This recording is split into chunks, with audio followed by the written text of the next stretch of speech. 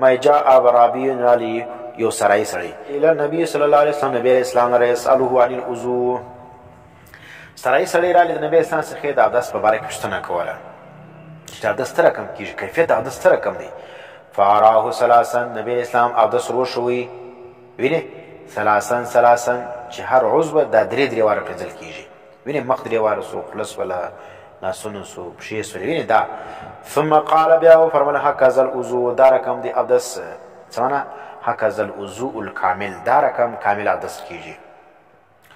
اوس نو فمن هر څوک زاده چې زیاتوب وکړي علی هذا پر دې باندې فقط اساء، څه معنا 4 واره پرېنځي څوک، یو عضو دی نبی اسلام 3 واره پرېنځي، دی څه کوي، دی 4 واره پرېنځي، 5 واره پرېنځي، 6 واره پرېنځي، فقط اساء تحقیق سره دی د ګناه وکړه، ګناهګار دی.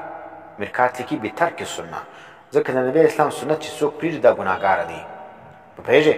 وتعدى، او بل دا دی د تجاوز وکړي د هغه حد څه په زیاتوالي باندې چې کوم حد نبی اسلام مقرر کړی دی. او بل څه دی وظلم، ظلم یې وکړي، وینې دا ظلم یې په چیش باندې وکړي، په خپل ځان باندې وکړي، په مخالفت د نبي باندې. او بل چیش وکړي، ظلم یې په دې وجه وکړي چې اوبه یې ضایع کړې. مرکات لیکي لانه اتلف الماء بلا فایده، ځکه د اوبه ضایع کړې او فایده نه ده، ځکه 3 واره نبی اسلام صفا کېږي، تر اولش 4 واره دی په دغه کل اوبه پر باندې دغه کې د 4 واره خو اوبه چیښلې، دا خو ضایع شولې ده.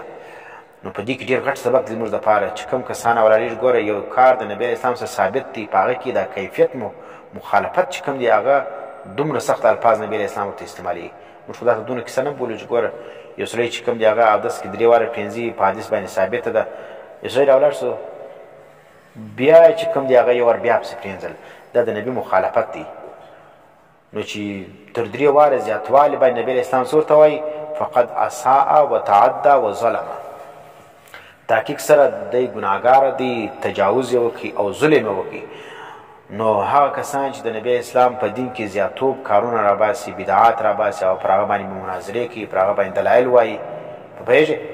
نو د هغه دپاره به نبی اسلام کوم الفاظ وي چې یو کار ګوره د اودس ثابت دی، د اودس د 3 واره پرېنځل هم ثابت دی، پر دې باندې یو ور زیاتوالی باندې نبی اسلام صلی فقد اساء وتعدى وظلم، چې دا یو ور زیاتوب پرېنځي دا تا ګناهګار سنت طریقه دې پرېښوله، تجاوز دې وکړي او ظلم دې وکړي.